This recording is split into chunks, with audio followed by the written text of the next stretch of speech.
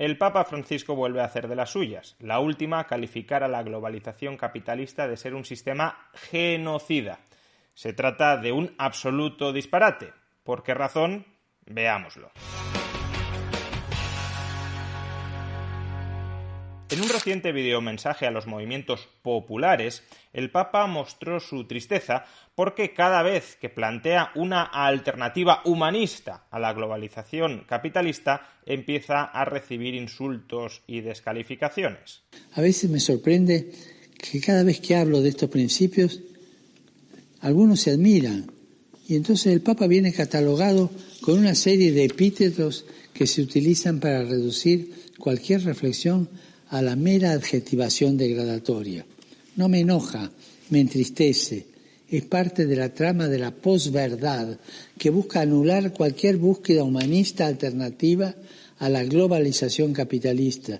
Es parte de la cultura del descarte y es parte del paradigma tecnocrático. Vamos, que si criticas al Papa por meter la pata en asuntos económicos, en sus reflexiones económicas, es que formas parte de una trama, de una conspiración internacional bien engrasada para mantener un antihumano sistema de globalización capitalista. Y el Papa se entristece de solo recibir insultos vacíos, epítetos descalificativos a los mensajes que el Papa lanza, no acompañados esos epítetos descalificativos de ningún tipo de reflexión. Bueno, esto dice el Papa minutos después de haber soltado la siguiente lindeza contra la globalización capitalista. Escuchémosle. Durante este tiempo pasaron muchas cosas. Muchas cosas han cambiado. Son cambios que marcan puntos de no retorno, puntos de inflexión, encrucijadas en las que la humanidad debe elegir. Porque retornar a los esquemas anteriores sería verdaderamente suicida. Y si me permiten forzar un poco las palabras, ecocida y genocida. Estoy forzando, ¿eh? ¿Qué piel más sensible tenemos frente a aquellos que dicen no tienes ni idea de economía, abstente de opinar sobre economía si no tienes ni idea? Ahí tenemos la piel muy sensible, pero en cambio calificar a aquellos que consideran con sus razones que la globalización capitalista es el mejor sistema económico posible para luchar contra la pobreza, para alcanzar una prosperidad material conjunta, entonces a esos no tienes ningún remilgo, bueno, sí, que fuerzas un poquito las palabras en calificarlos de genocidas. No sé si es que no entiendes realmente qué es un genocida y qué implica ser un genocida, o no lo entiendes o has perdido toda vergüenza a la hora de descalificar a otras personas con uno de los insultos más atroces que se pueden perpetrar.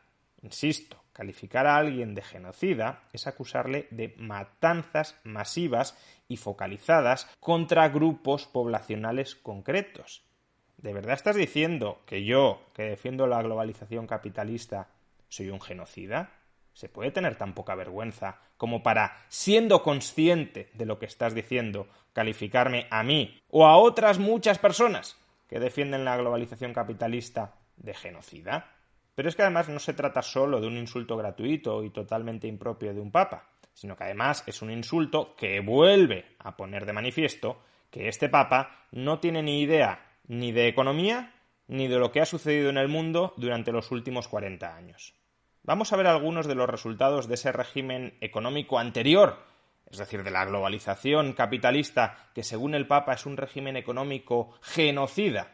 Bueno, ese régimen económico anterior a la pandemia, la globalización capitalista, el régimen económico que quiere enterrar el Papa para reemplazarlo, no sabemos muy bien por qué, entre el año 1981 y el año 2017 consiguió reducir la población que vive en pobreza extrema, es decir, que sobrevive con menos de 1,9 dólares diarios, poder adquisitivo constante, es decir, ya descontada la inflación, desde más del 40% de la población mundial, en 1980 más del 40% de la población mundial, prácticamente 1 de cada 2 personas en todo el planeta vivían en situación de extrema pobreza, ha conseguido reducirlo a menos del 10% de la población mundial.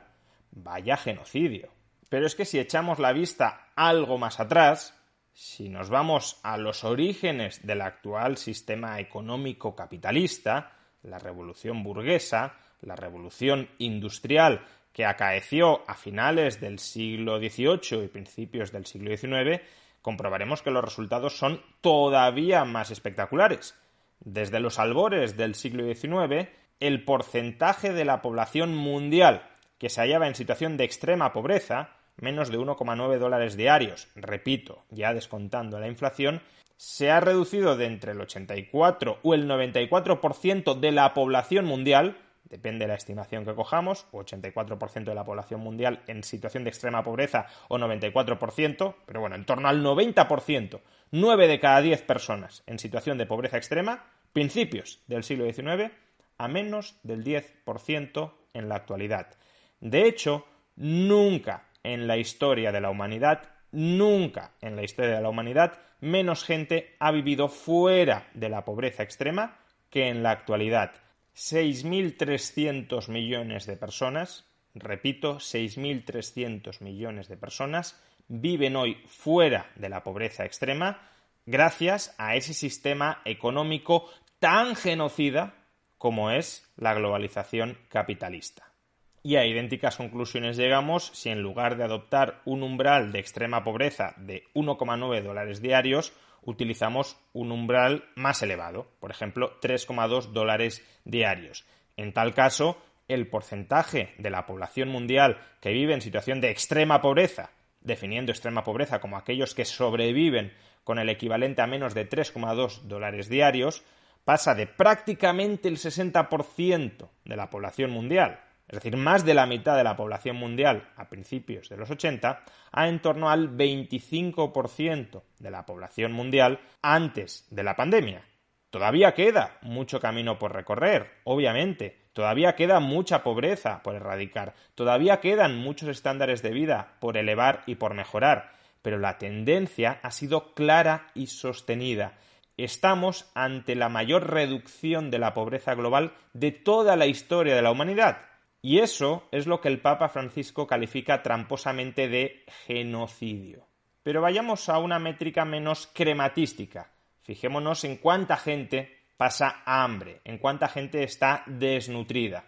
Pues bien, el porcentaje de personas desnutridas en los países en vías de desarrollo, no en el conjunto del planeta, sino en los países pobres. Evidentemente, en el conjunto del planeta, si metemos a los países ricos, esa ratio será muy inferior a la que ahora os voy a mostrar. El porcentaje de la población en países pobres que sufre de desnutrición ha caído desde el 35% de la población total de esos países en vías de desarrollo a principios de los 70 a menos del 15% en la actualidad, a menos del 15% antes de la pandemia. Reducir a la mitad, en menos de 50 años, en 2 generaciones, el porcentaje de la población en países pobres que sufre de desnutrición es un genocidio. Creo que por una elemental caridad cristiana el Papa debería ahorrarse insultos tan injustos y burdos contra aquellos que no piensan como él.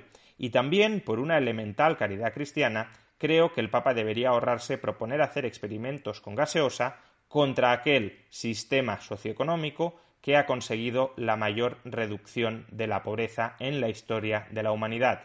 ¿A qué está jugando el Papa? ¿A ser un pastor o un lobo con piel de pastor?